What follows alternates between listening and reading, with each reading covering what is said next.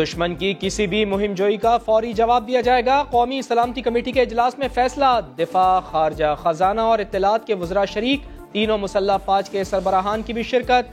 भारत की इश्तियाल अंगेजियों पर तफसीली मुशावरत। कुलभूषण केस में भारतीय वकला सटपटा गए। दहशतगर्द कुलभूषण के दिफा में कुछ न मिला तो नवाज शरीफ के बयान का अखबारी टुकड़ा लेकर पहुंच गए। नवाज शरीफ ने सरहद पार दहशतगर्दी से मुताल्लिक बात की थी। पाकिस्तान एक बार फिर भारत के झूठे इल्जामात का भांडा फोड़ेगा।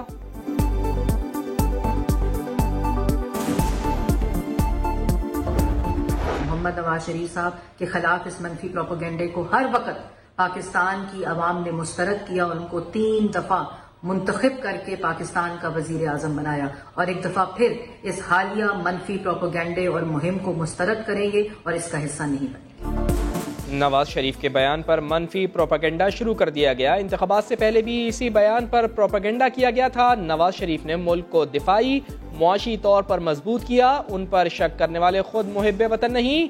अवाम फिर नवाज शरीफ के खिलाफ प्रोपेगेंडा मुस्तरद कर देंगे।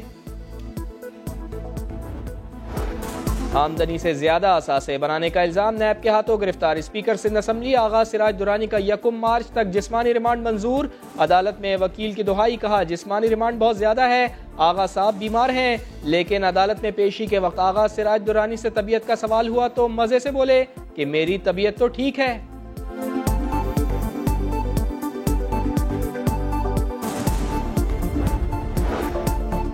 आगा सिराज दुरानी के घर पर छापा मारा गया। अहले खाना से बदतमीजी की गई, बोला गया पर्चे पर दस्तखत करो वरना नहीं जाएंगे। वजीर आला सिंध का इजहार अफसोस, कहा वजीर आला होते हुए भी उनको नैब की दहशतगर्दी से नहीं बचा सका। चेयरमैन नैब नोटिस लें, कल असम्बली इजलास बुलाकर एहतजाज करेंगे। ऑपोजिशन जमातों से साथ देने की अपील।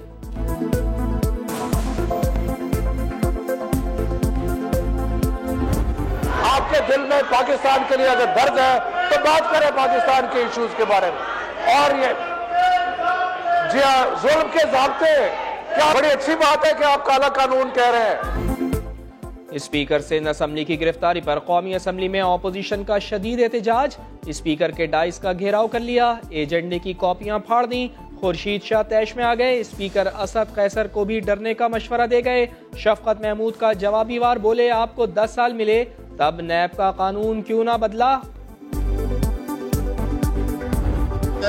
फेडरेटिंग यूनिट्स में से एक यूनिट के स्पीकर को बगैर इल्जामात के, बगैर सबूत के, बगैर वजह के गिरफ्तार किया जाए तो फिर इस पर एहतजाज लाजिम होता है। अगर स्पीकर को गिरफ्तार करोगे तो एहतजाज तो होगा। मुस्लिम लीग नून के रहनुमा भी हुकूमत पर खूब गर्जे बरसे। ख्वाजा आसिफ बोले इमरान खान की हुकूमत की इमारत सिर्फ झूठ पर खड़ी है। एहसान इकबाल की भी तनकीद, कहा गैस और बिजली के बिलों से आवाम की चीखें निकल गईं और आपने डैम डैम करके आवाम को फूल बना दिया।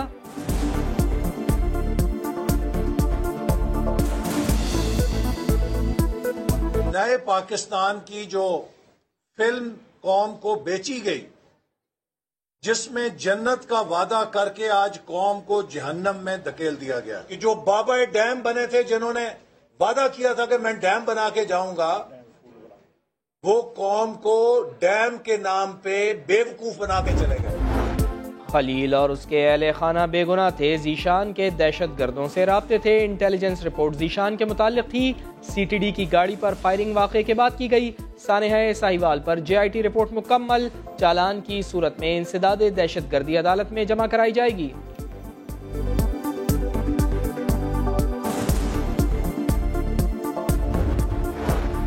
बलूचिस्तान में बारिशें ज़हमत बन गईं, बरसाती नाले बिफर गए। लसबेला में इमरजेंसी नाफिज, 20 से ज़ायद देहात का ज़मीनी राब्ता मुनक़ता। KP में 14 अफराद जान से गए। पंजाब में बारिश ने 7 अफराद की जान ले ली। दीर में घर पर तोदा गिर गया, 2 बच्चे जान से गए।